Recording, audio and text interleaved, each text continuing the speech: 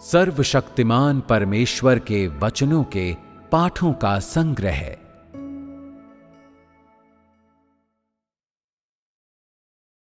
सफलता या असफलता उस पथ पर निर्भर होती है जिस पर मनुष्य चलता है।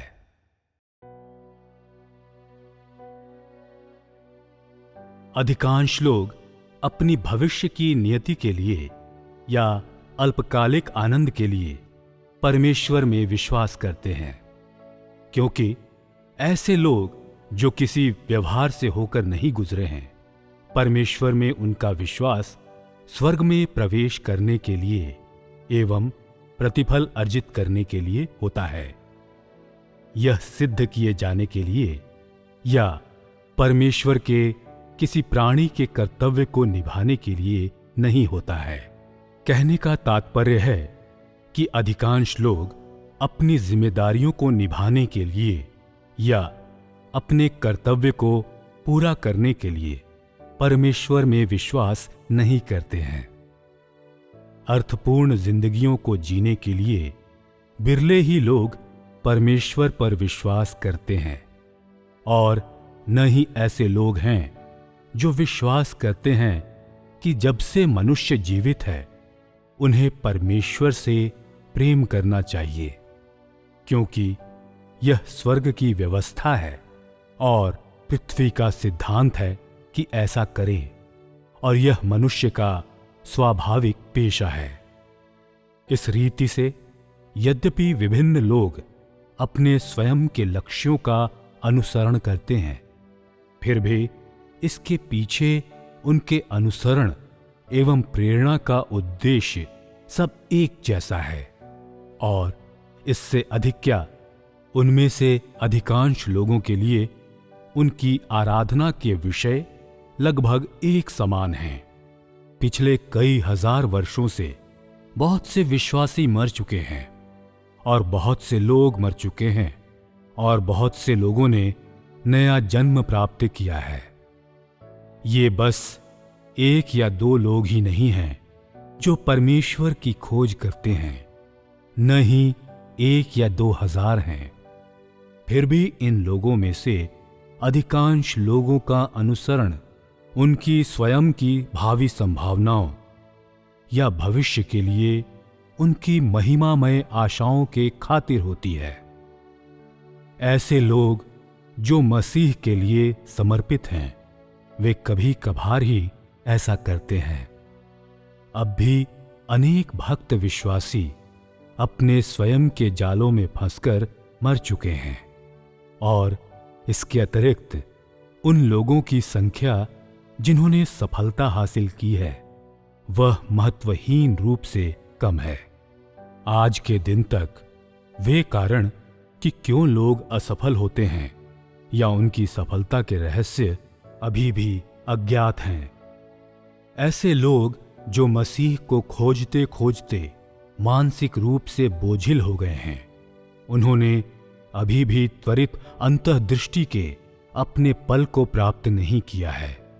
वे इन रहस्यों के तल तक नहीं पहुंच पाए हैं, क्योंकि वे तो महज जानते ही नहीं हैं। यद्यपि वे अपने अनुसरण में कष्ट साध्य प्रयास तो करते हैं, फिर भी ऐसा पथ जिस पर वे चलते हैं वह असफलता का पथ है, जिस पर उनके पूर्वजों के द्वारा चला गया था, और सफलता का एक पथ नहीं है। इस रीति से इसकी परवाह किए बगैर कि वे किस प्रकार खोज करते हैं, क्या वे उस पथ पर नहीं चलते हैं जो अंधकार की ओर ले जाता है? जो वे अर्जित करते हैं, क्या वह कड़वा फल नहीं है? यह भविष्यवाणी करना काफी कठिन है कि ऐसे लोग जो उन लोगों का अनुकरण करते हैं जो बीते समयों में सफल हुए थे, वे अंततः सौभाग्य की ओर आएंगे या आपदा की ओर। तो उन लोगों के लिए वे विचित्र लोग कितने बदतर हैं जो ऐसे लोगों के पद चिन्हों के पीछे पीछे चलने के द्वारा खोज करते हैं जो असफल हो गए थे। क्या वे असफलता के एक बहुत बड़े अवसर की स्थिति में नहीं खड़े हैं? वह पथ जिस पर वे चलते हैं उसका क्या मूल्य है? क्या वे अपना समय बर्बाद नहीं कर रहे हैं? इस बात पर विचार किए बिना कि लोग अपने अनुसरण में सफल होते हैं या असफल, संक्षेप में इसका एक कारण है कि वे ऐसा क्यों करते हैं, और स्थिति यह नहीं है कि जैसा उनको अच्छा लगता है उसके अनुसार खोज करने के द्वारा उनकी सफलता या असफलता का निर्धारण किया जाता है। परमेश्वर में किसी मनुष्य के विश्वास की अत्यंत मूलभूत आवश्यकता यह है कि उसके पास एक सच्चा हृदय हो, और यह कि वह स्वयं को पूरी तरह से समर्पित कर दे एवं सचमुच में आज्ञा का पालन करे। जो चीज किसी मनुष्य के लिए सबसे अधिक कठिन है वह है सच्चे विश्वास के बदले में अपना संपूर्ण जीवन प्रदान करना, जिसके माध्यम से वह सारी सच्चाई को अर्जित कर सकता है और परमेश्वर के एक जीवधारी के रूप में अपने कर्तव्य को निभा सकता है। यह वह है जिसे उन लोगों के द्वारा अर्जित नहीं किया जा सकता है जो असफल हो गए हैं, और उनके द्वारा इसे अर्जित करना और भी ज्यादा कठिन है जो मसीह को नहीं पा सकते हैं, क्योंकि मनुष्य परमेश्वर के प्रति स्वयं को पूरी रीति से समर्पित करने में अच्छा नहीं है, क्योंकि मनुष्य सृष्टिकर्ता के प्रति अपने कर्तव्य को निभाने के लिए तैयार नहीं है, क्योंकि मनुष्य ने सत्य को देखा तो है किंतु उसे टालता है और अपने स्वयं के पथ पर चलता है, क्योंकि मनुष्य हमेशा उन लोगों के पथ का अनुसरण करके कोशिश करता है जो असफल हो चुके हैं, क्योंकि मनुष्य हमेशा स्वर्ग की अवहेलना करता है। इस प्रकार मनुष्य हमेशा असफल हो जाता है। उसे हमेशा शैतान के छल द्वारा ठग लिया जाता है और स्वयं के जाल में फंस जाता है, क्योंकि मनुष्य मसीह को नहीं जानता है, क्योंकि मनुष्य सत्य को समझने एवं अनुभव करने में निपुण नहीं है, क्योंकि मनुष्य पौलुस का परम आराधक है और स्वर्ग का अत्यंत लोभी है, क्योंकि मनुष्य हमेशा मांग कर रहा है कि मसीह उसकी आज्ञा माने और परमेश्वर के विषय में आदेश दे रहा है। इस प्रकार ऐसे बड़े शख्स और ऐसे लोग जिन्होंने संसार के उतार चढ़ाव का अनुभव किया है, वे अभी भी नश्वर हैं और परमेश्वर की ताड़ना के मध्य अब भी मरते हैं।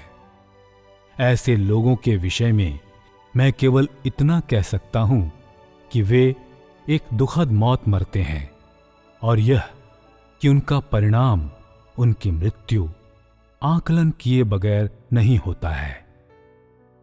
क्या उनकी असफलता स्वर्ग की व्यवस्था के लिए कहीं अधिक असहनीय नहीं होती है? सत्य मानव संसार से आता है, फिर भी वह सत्य जो मनुष्य के मध्य है उसे मसीह के द्वारा पहुंचाया गया है। इसका उद्गम मसीह से होता है, अर्थात स्वयं परमेश्वर से, और इसे मनुष्य के द्वारा अर्जित नहीं किया जा सकता है। फिर भी मसीह सिर्फ सच्चाई ही प्रदान करता है। वह यह निर्णय लेने के लिए नहीं आता है कि मनुष्य सत्य के अपने अनुसरण खोज में सफल होगा या नहीं। इसका अर्थ है कि वास्तव में सफलता या असफलता मनुष्य के अनुसरण खोज पर निर्भर करता है। उस सत्य में मनुष्य की सफलता या असफलता का मसीह के साथ कभी कोई वास्ता नहीं होता है, बल्कि इसके बजाय इसका निर्धारण उसके अनुसरण के द्वारा होता है। मनुष्य की नियति एवं उसकी सफलता का ढेर परमेश्वर के सिर पर नहीं लगाओ, ताकि स्वयं परमेश्वर से ही इसका बोझ उठवाया जाए, क्योंकि यह स्वयं परमेश्वर का मामला नहीं है, बल्कि यह सीधे तौर पर उस कर्तव्य से संबंधित है जिसे परमेश्वर के जीवधारियों को निभाना चाहिए। अधिकांश लोगों के पास पौलुस एवं पतरस की खोज एवं नियति का थोड़ा सा ज्ञान जरूर है, फिर भी लोग पतरस एवं पौलुस के परिणाम से बढ़कर और कुछ नहीं जानते हैं, और वे पतरस की सफलता के पीछे के रहस्य से या उन कमियों से अनजान हैं जिसके परिणाम स्वरूप पौलुस असफल हुआ। और इस प्रकार यदि तुम लोग उनके अनुसरण के सार के आर पार देखने में पूरी तरह से असमर्थ हो, तो तुम लोगों में से अधिकांश का अनुसरण अभी भी असफल होगा। और यदि तुम लोगों में से कुछ ही लोग सफल होंगे, तो वे अब भी पतरस के बराबर नहीं होंगे। यदि तेरे अनुसरण का पथ सही पथ है, तो तेरे पास सफलता की आशा है। यदि ऐसा पथ जिस पर तूने सत्य का अनुसरण करते हुए कदम रखा है वह गलत पथ है, तो तू सर्वदा के लिए सफलता के अयोग्य होगा, और तू भी पौलुस के समान उसी अंत को प्राप्त करेगा। पतरस ऐसा मनुष्य था जिसे सिद्ध किया गया था केवल न्याय एवं ताड़ना का अनुभव करने और इस प्रकार परमेश्वर के शुद्ध प्रेम को प्राप्त करने के बाद ही उसे पूर्ण रूप से सिद्ध बनाया गया था। वह पथ जिस पर वह चलता था वह सिद्ध किए जाने का पथ था। कहने का तात्पर्य है कि बिल्कुल शुरुआत से ही वह पथ जिस पर पतरस चलता था वह सही पथ था, और परमेश्वर में विश्वास करने की उसकी प्रेरणा सही थी, और इस प्रकार वह ऐसा इंसान बन गया जिसे सिद्ध बनाया गया था। उसने एक नए पथ पर कदम रखा था जिस पर मनुष्य पहले कभी नहीं चला था, जबकि वह पथ जिस पर पौलुस शुरुआत के समय से ही चला था वह मसीह के विरोध का पथ था। और यह सिर्फ इसलिए था क्योंकि पवित्र आत्मा उसे उपयोग करना चाहता था और अपने कार्य के लिए उसके सभी वरदानों एवं उसके सभी गुणों का लाभ उठाना चाहता था। इसलिए उसने कई दशकों तक मसीह के लिए कार्य किया था।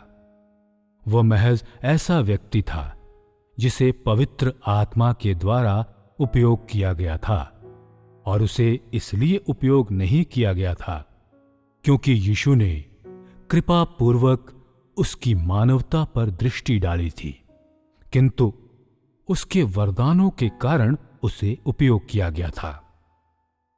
वह प्रभु के लिए कार्य करने में समर्थ था क्योंकि उसे मारकर नीचे गिराया गया था, इसलिए नहीं क्योंकि वह ऐसा करने हेतु प्रसन्न था। वह पवित्र आत्मा के अद्भुत प्रकाशन एवं मार्गदर्शन के कारण ऐसा कार्य करने में समर्थ था, और वह कार्य जिसे उसने किया था वह किसी भी मायने में उसके अनुसरण या उसकी मानवता को नहीं दर्शाता है। पौलुस का कार्य एक सेवक के कार्य को दर्शाता है। कहने का तात्पर्य है कि उसने एक प्रेरित का कार्य किया था। हालांकि पतरस अलग था, उसने भी कुछ कार्य किया था, फिर भी यह पौलुस के कार्य के समान महान नहीं था। उसने अपने स्वयं के प्रवेश के अनुसरण उद्यम के मध्य कार्य किया था, और उसका कार्य पौलुस के कार्य से भिन्न था। पतरस का कार्य परमेश्वर के एक प्राणी के कर्तव्य का निर्वहन था। उसने प्रेरित के किरदार में होकर कार्य नहीं किया था, परंतु परमेश्वर के प्रेम के उसके अनुसरण के पथक्रम के दौरान कार्य किया था। पौलुस के कार्य के पथक्रम में उसका व्यक्तिगत अनुसरण भी शामिल था। उसका अनुसरण भविष्य के लिए उसकी आशाओं और एक अच्छी नियति के लिए उसकी इच्छा से बढ़कर और किसी चीज के लिए नहीं था। उसने अपने कार्य के दौरान शुद्धिकरण को स्वीकार नहीं किया था और न ही उसने कांट छांट एवं व्यवहार को स्वीकार किया था। उसका मानना था कि जब तक वह कार्य जिसे उसने किया था वह परमेश्वर की इच्छा को संतुष्ट करता था और वह सब जिसे उसने किया था वह परमेश्वर को प्रसन्न करता था, तब तक अंततः एक प्रतिफल उसकी प्रतीक्षा में था। उसके कार्य में कोई व्यक्तिगत अनुभव नहीं थे। यह सब उसके स्वयं के लिए था और उसे परिवर्तन के अनुसरण खोज के मध्य संपन्न नहीं किया गया था। उसके कार्य में हर एक चीज एक सौदा था। यह परमेश्वर के प्राणी के किसी भी कर्तव्य या समर्पण को शामिल नहीं करता था।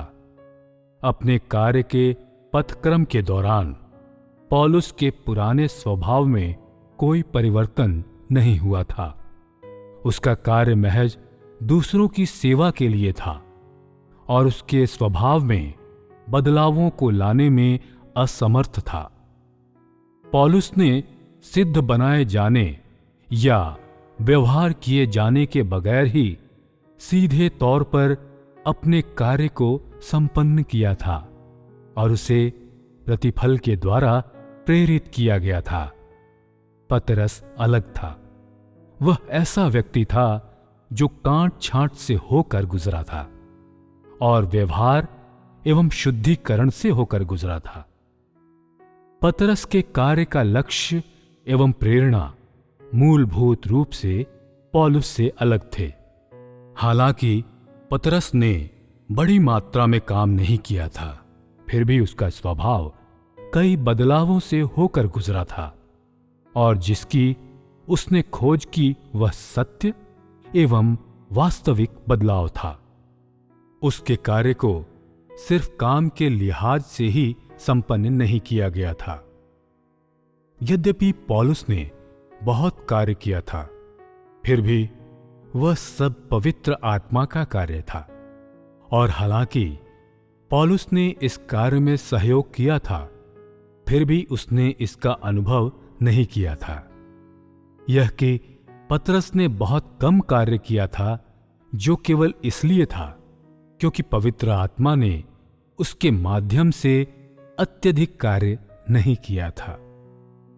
उनके कार्य की मात्रा यह निर्धारित नहीं करती थी कि उन्हें सिद्ध किया गया था या नहीं। एक का अनुसरण निरंतर खोज इनामों को प्राप्त करने के लिए था और दूसरे का परमेश्वर के चरम प्रेम को हासिल करने के लिए और परमेश्वर के एक प्राणी के रूप में अपने कर्तव्य को निभाने के लिए था, उस हद तक कि वह परमेश्वर की इच्छा को पूरा करने के लिए एक सुंदर प्रतिबिंब को जी सकता था। बाहरी रूप से वे अलग थे और उनके सार भी अलग थे। इस आधार पर कि उन्होंने कितना अधिक कार्य किया था, तू यह निर्धारित नहीं कर सकता है कि उनमें से किसे सिद्ध बनाया गया था। पतरस ने ऐसे व्यक्ति के प्रतिबिंब को जीने का प्रयास किया जो परमेश्वर से प्रेम करता है। ऐसा व्यक्ति बनने का प्रयास किया जो परमेश्वर की आज्ञा मानता था। ऐसा व्यक्ति बनने का प्रयास किया जिसने व्यवहार एवं कांट छांट को स्वीकार किया था और ऐसा व्यक्ति बनने का प्रयास किया जिसने परमेश्वर के एक जीवधारी के रूप में अपने कर्तव्य को निभाया था। वह परमेश्वर के प्रति स्वयं को समर्पित करने, स्वयं की संपूर्णता को परमेश्वर के हाथों में रखने और मृत्यु तक आज्ञा मानने में सक्षम था। यह वह था जिसे उसने करने का दृढ़ निश्चय किया था। इसके अतिरिक्त यह वह था जिसे उसने हासिल किया था। यह वह मूलभूत कारण है कि क्यों उसका अंत पौलुस से भिन्न था। वह कार्य जिसे पवित्र आत्मा ने पतरस में किया था, वह उसे सिद्ध बनाने के लिए था, और वह कार्य जिसे पवित्र आत्मा ने पौलुस में किया था, वह उसे उपयोग करने के लिए था। यह इसलिए था क्योंकि अनुसरण के प्रति उनके स्वभाव एवं उनके दृष्टिकोण एक समान नहीं थे। दोनों के पास पवित्र आत्मा का कार्य था। पतरस ने इस कार्य को स्वयं पर लागू किया था और साथ ही इसे दूसरों को भी प्रदान किया था। इस बीच पौलुस ने केवल पवित्र आत्मा के कार्य की संपूर्णता को ही दूसरों को प्रदान किया था और स्वयं इससे कुछ भी अर्जित नहीं किया था। इस रीति से उसने इतने वर्षों तक पवित्र आत्मा के कार्य का अनुभव किया। उसके पश्चात पौलुस में हुए बदलाव अस्तित्वहीन होने के करीब थे। वह अब भी लगभग अपनी स्वाभाविक दशा में ही था और अब भी पहले का ही पौलुस था। यह महज ऐसा है कि अनेक वर्षों के क्लेश को सहने के बाद उसने सीखा था कि कैसे काम करें और सहनशीलता सीखी थी, किंतु उसका पुराना स्वभाव, उसका अत्यधिक प्रतिस्पर्धात्मक एवं धन लोलुपता का स्वभाव अभी भी बना हुआ था। इतने वर्षों तक कार्य करने के बाद भी वह अपने भ्रष्ट स्वभाव को नहीं जान पाया था, न ही वह अपने पुराने स्वभाव से स्वयं को छुड़ा पाया था। और यह अभी भी उसके कार्य में स्पष्ट रूप से दिखाई देता था।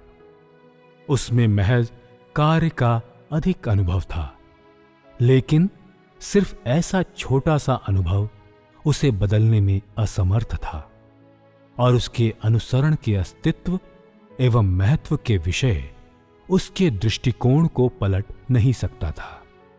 हालांकि उसने मसीह के लिए कई सालों तक कार्य किया था और फिर कभी यीशु मसीह को सताया नहीं था, फिर भी उसके हृदय में परमेश्वर के विषय में, उसके ज्ञान में कोई परिवर्तन नहीं हुआ था, जिसका अर्थ यह है कि उसने स्वयं को परमेश्वर के प्रति समर्पित करने के लिए कार्य नहीं किया था, किंतु इसके बजाय भविष्य की अपनी नियति के लिए कार्य करने हेतु बाध्य हुआ था। क्योंकि शुरुआत में उसने मसीह को सताया था और मसीह के प्रति समर्पित नहीं हुआ था, वह स्वाभाविक रूप से एक विद्रोही था जो जानबूझकर मसीह का विरोध करता था, और ऐसा व्यक्ति था जिसके पास पवित्र आत्मा के कार्य का कोई ज्ञान नहीं था। अपने कार्य के समापन पर वह अब भी पवित्र आत्मा के कार्य को नहीं जानता था और पवित्र आत्मा की इच्छा पर जरा सा भी ध्यान न देते हुए मात्र अपने स्वभाव के अनुरूप अपनी इच्छानुसार काम करता था, और इस प्रकार उसका स्वभाव मसीह का बैरी था और उसने सत्य का पालन नहीं किया था। इसके समान कोई व्यक्ति जिसे पवित्र आत्मा के कार्य के द्वारा छोड़ दिया गया था, जो पवित्र आत्मा के कार्य को नहीं जानता था और जिसने मसीह का विरोध भी किया था, ऐसे व्यक्ति का उद्धार कैसे किया जा सकता था? मनुष्य का उद्धार किया जा सकता है या नहीं, यह इस बात पर निर्भर नहीं होता है कि उसने कितना अधिक कार्य किया है या वह कितना समर्पण करता है, बल्कि इसके बजाय इस बात से निर्धारित होता है कि वह पवित्र आत्मा के कार्य को जानता है या नहीं, वह सत्य को अमल में ला सकता है या नहीं, अनुसरण, निरंतर खोज के प्रति उसके दृष्टिकोण सत्य की अनुरूपता में है या नहीं। हालांकि जब पतरस ने यीशु के पीछे पीछे चलना शुरू किया, उसके पश्चात प्राकृतिक प्रकाशन घटित नहीं हुए थे। फिर भी बिल्कुल शुरुआत से ही स्वभाव में वह ऐसा व्यक्ति था जो पवित्र आत्मा के प्रति समर्पित होने और मसीह को खोजने के लिए तैयार था। पवित्र आत्मा के प्रति उसकी आज्ञाकारिता पवित्र थी। उसने प्रसिद्धि एवं सौभाग्य की खोज नहीं की, बल्कि इसके बजाय सत्य का पालन करने के द्वारा प्रेरित हुआ था।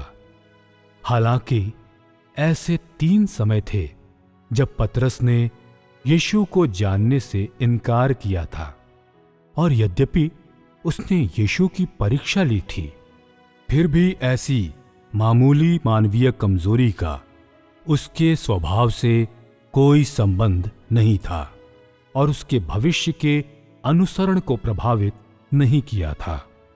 और यह पर्याप्त रूप से यह साबित नहीं करता है कि उसकी परीक्षा शैतान का कार्य था। सामान्य मानवीय कमजोरी ऐसी चीज है जिसे संसार के सभी लोगों के द्वारा साझा किया जाता है। क्या तू पतरस से अपेक्षा करता है कि वह कुछ अलग हो? क्या लोग पतरस के बारे में कुछ निश्चित दृष्टिकोण नहीं रखते हैं क्योंकि उसने अनेक मूर्खतापूर्ण गलतियां की थीं? और क्या लोग उस समस्त कार्य के कारण जिसे उसने किया था और उन सभी पत्रियों के कारण जिन्हें उसने लिखा था, इसी तरह पौलुस की अत्यंत प्रशंसा नहीं करते हैं? मनुष्य किसी व्यक्ति के सार के आर पार देखने में सक्षम कैसे हो सकता है?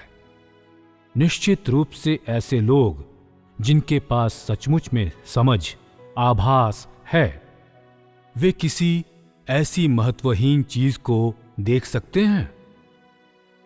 हालांकि पतरस के दर्दनाक अनुभवों के कई वर्षों को बाइबल में दर्ज नहीं किया गया है, फिर भी इससे यह साबित नहीं होता है कि पतरस के पास वास्तविक अनुभव नहीं थे, या यह कि पतरस को सिद्ध नहीं किया गया था।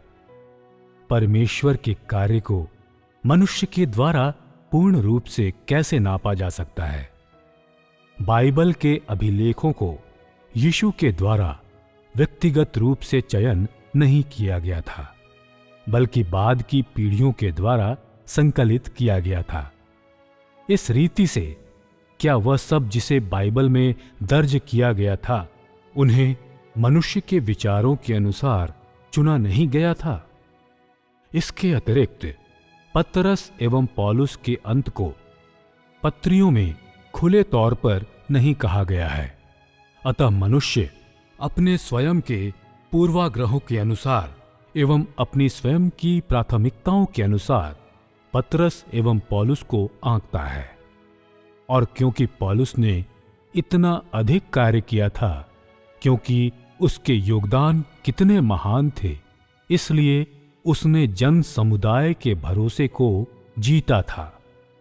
क्या मनुष्य सिर्फ ऊपरी चीजों पर ही अपना ध्यान केंद्रित नहीं करता है? मनुष्य किसी व्यक्ति के सार के आर पार देखने में सक्षम कैसे हो सकता है? जिक्र करने की कोई आवश्यकता नहीं है। यह माना जाता है कि हजारों सालों से पौलुस आराधना का एक विषय रहा है। कौन उसके कार्यों को जल्दबाजी में इनकार करने की हिम्मत करेगा? पतरस मात्र एक मछुआरा था, तो उसका योगदान पौलुस के समान महान कैसे हो सकता था? योगदान के आधार पर पौलुस को पतरस से पहले पुरस्कृत किया जाना चाहिए था, और उसे ऐसा व्यक्ति होना चाहिए था जो परमेश्वर की स्वीकृति को प्राप्त करने के लिए बेहतर योग्यता रखता हो। कौन यह कल्पना कर सकता था कि पौलुस के प्रति अपने बर्ताव में परमेश्वर उससे महज उसके वरदानों के जरिए कार्य कराता था, जबकि परमेश्वर ने पतरस को सिद्ध बनाया था। किसी भी मायने में स्थिति यह नहीं है कि बिल्कुल शुरुआत से ही प्रभु यीशु ने पतरस एवं पौलुस के लिए योजनाओं को बनाया था। इसके बजाय उन्हें सिद्ध बनाया गया था या उन्हें उनके अंतर्निहित स्वभाव के अनुसार कार्य में लगाया गया था। और इस प्रकार जो कुछ लोग देखते हैं वे सिर्फ मनुष्य के बाह्य योगदान हैं, जबकि जो कुछ परमेश्वर देखता है वह मनुष्य का सार है। साथ ही साथ वह पथ है जिसका अनुसरण मनुष्य शुरुआत से करता है, और वह प्रेरणा है जो मनुष्य के अनुसरण के पीछे होता है। लोग अपनी धारणाओं के अनुसार और अपने स्वयं के पूर्वाग्रहों के अनुसार किसी मनुष्य को मापते हैं, फिर भी उसकी बाहरी चीजों के अनुसार किसी मनुष्य के निर्णायक अंत को निर्धारित नहीं किया जाता है। और इस प्रकार मेरा कहना है कि यदि वह पथ सफलता का पथ है जिसे तू शुरुआत से लेता है और अनुसरण के प्रति तेरा दृष्टिकोण का बिंदु शुरुआत से ही सही है, तो तू पतरस के समान है। यदि वह पथ असफलता का पथ है जिस पर तूने कदम रखा है, तो चाहे तू कोई भी कीमत चुकाए, तेरा अंत अब भी पौलुस के समान ही होगा। स्थिति जो भी हो, तेरी नियति और चाहे तू सफल हो या असफल, दोनों इससे निर्धारित होते हैं कि वह पथ जिसका तू अनुसरण करता है वह सही पथ है या नहीं। बजाय तेरे समर्पण के या उस कीमत के जो तू चुकाता है। पतरस एवं पौलुस के सार और वे लक्ष्य जिनका उन्होंने अनुसरण किया भिन्न थे। मनुष्य इन चीजों की खोज करने में असमर्थ है और केवल परमेश्वर ही इन्हें उनकी संपूर्णता में जान सकता है, क्योंकि जो कुछ परमेश्वर देखता है वह मनुष्य का सार है, जबकि मनुष्य अपने स्वयं के सार को नहीं जानता है। मनुष्य के भीतर के सार या अपनी वास्तविक कद काठी को देखने में असमर्थ है, और इस प्रकार वह पौलुस एवं पतरस की सफलता एवं विफलता के कारणों की पहचान करने में असमर्थ है। अधिकांश लोग पतरस की नहीं बल्कि पौलुस की अत्यंत प्रशंसा करते हैं। उसका कारण यह है क्योंकि पौलुस को सार्वजनिक कार्य के लिए उपयोग किया गया था, और मनुष्य ऐसे कार्य का एहसास कर सकते हैं, और इस प्रकार लोग पौलुस की उपलब्धियों को स्वीकार करते हैं। इसी बीच पतरस के अनुभव मनुष्य के लिए अदृश्य हैं, और जिसकी उसने खोज की थी उसे मनुष्य के द्वारा अर्जित नहीं किया जा सकता है, और इस प्रकार मनुष्य को पतरस में कोई दिलचस्पी नहीं है।